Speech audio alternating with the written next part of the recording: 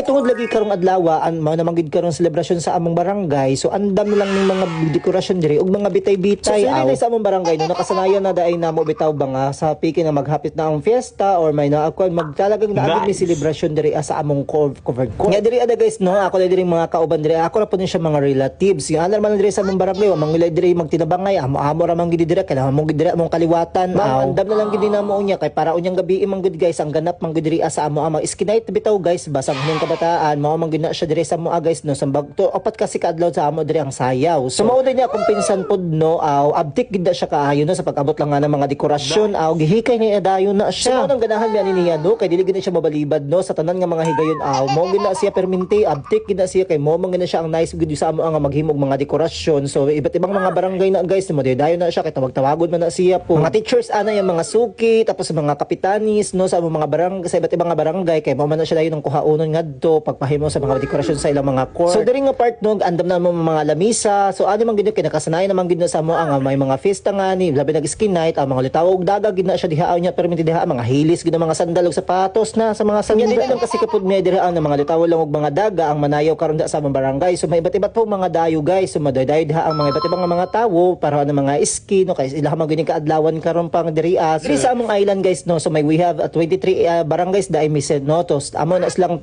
mga invitation para maghanha sa among mga barangay. So it pair lang pud na siya guys magva-vice versa bitaw ba kay pong mga fiesta pud sa ilaha mga invitation man pud sa amo so mo din ang akong among tagsa nga say. So gitawag na siya karon nga sponsora kay sila magagid pa-sponsor diri ang iyang iyaan po diri sa among fiesta kay mo nang gitawag nga hermana. So sila ang magastos sa iba na mga event diri na ganapon sa mga fiesta diri sa among barangay. No sa among isla no sa nakasanayan o naging tradition o naging cultural na lang gid namo ni diri ang kanara bagyo magalagala. So sa ibang barangay wala man na sa ilaha sangit batingana sila kay ngano magragrag man kuno tag kwarta sa sayawan sa mga samar nun sa mga waray nun. So ing ana man gid ang mga traditional namo diha mga culture namo bitaw no nga mag chat sa ginamay ugala ing ana man may mga taga samar nun mga kwartahan joke lang bitaw dili na lang sa ingon bitaw sing ana no so naging traditional lang gid namo. So dili gid may mga og tinisad labi nag may party og sa sayaw it's a gala gid na siya bisa ginagmay. So diha nga part guys no nga mo dahil ang iski ako ra pong pinsan pero babae na siya pero ang gusto niya nga decoration ug ang color kuno kay kana kunong color blue o kanang silver. Mo na siyang motive of the year namo diha sa among barangay. So proud lang pug ko anang among iski namo na ako pag umangkon bitaw na babae bitaw kay abtik gid na siya kaayo ba so singaning klase nga mga event pagganap gid na siya dayon. Isingana gid dapat ang maningkuran sa barangay no kana mga abtik gid na siya labi na sa kuan pagpartig mga ingani dili gid para di gid mabihay ning mga litawog daga pag abot sa iba na barangay. For short bitaw ba para dapat ta ika proud bitaw pod hinuon sa akong pagdako-dako pa lang hinuon ko amo pod mi diri nakaranas bitaw pod nga tuwing pista nga laay wala man pod hinuon nagkasahitabo pagingana. So